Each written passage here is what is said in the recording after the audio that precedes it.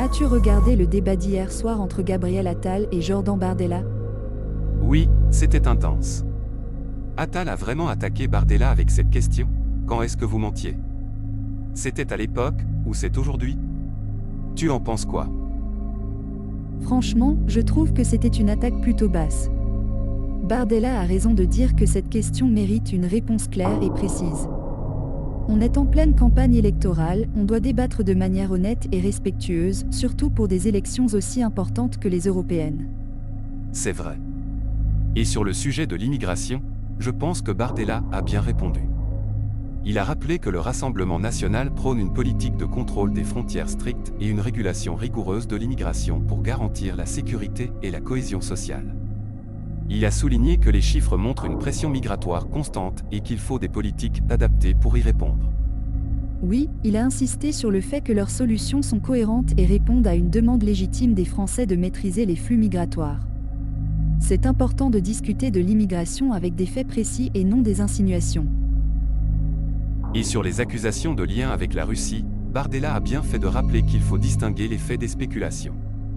Le RN prône une politique étrangère indépendante, respectueuse des intérêts de la France.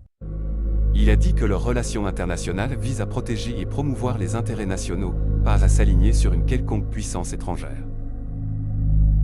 Exactement. Il a aussi dénoncé les insinuations sur leur prétendu alignement sur la Russie comme infondées, affirmant que ces attaques visent à détourner l'attention des véritables enjeux de cette campagne. C'était bien joué de sa part.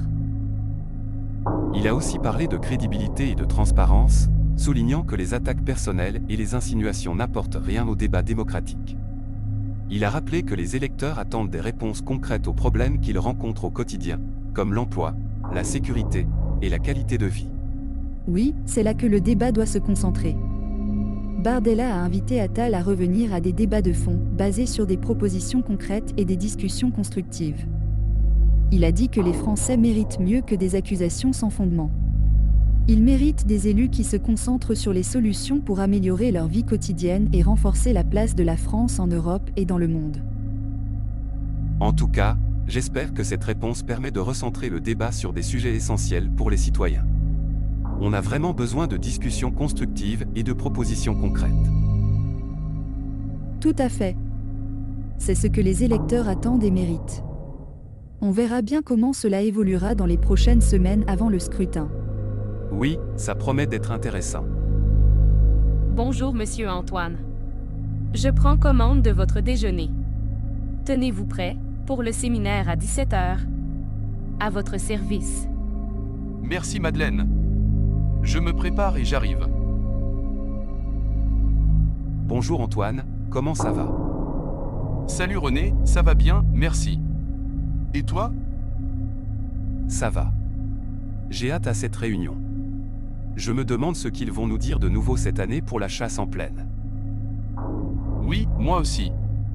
J'espère qu'ils vont clarifier les nouvelles réglementations.